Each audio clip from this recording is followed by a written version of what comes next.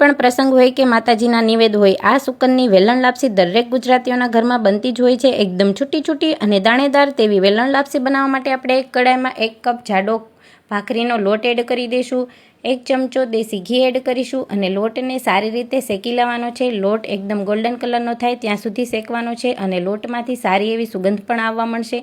ત્યારબાદ આપણે લોટને એક પ્લેટમાં એડ કરી દઈશું અને સાઈડમાં ઠંડો થવા માટે રાખી દઈશું. ત્યારબાદ કડાઈમાં 1 કપ પાણી એડ કરવાનો છે.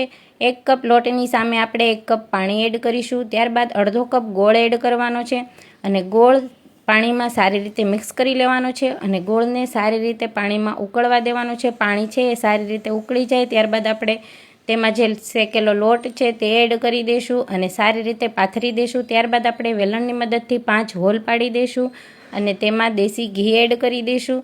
આવી રીતનો તવો લઈ લઈશું અને તવા ઉપર કડાઈ રાખી દઈશું. ગેસની ફ્લેમ એકદમ મીડિયમ રાખીશું અને ઢાંકીને લાપસીને કૂક થવા દઈશું. વચ્ચે વચ્ચે આપણે આવી રીતે ઢાંકણ હટાવી અને વેલણથી તેને મિક્સ કરતું રહેવાનું છે. પાછું ઢાંકણ ઢાંકી અને 5 થી 10 મિનિટ કૂક થવા દઈશું. વચ્ચે વચ્ચે વેલણથી મિક્સ કરતા રહીશું.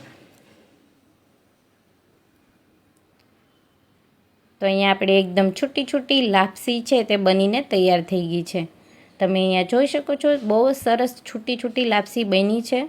ત્યારબાદ આપણે લાપસીને બાઉલમાં એડ કરી અને તેને સર્વ કરી લઈશું. તો અહીંયા રેડી છે ગુજરાતીઓની મોસ્ટ ફેવરિટ તેવી દાણેદાર છૂટી છૂટી એકદમ મીઠી મીઠી લાપસી. તો આજની મારી આ રેસીપી પસંદ આવી હોય ને તો લાઈક, ફોલો અને કોમેન્ટ કરવાનું નહીં ભૂલતા.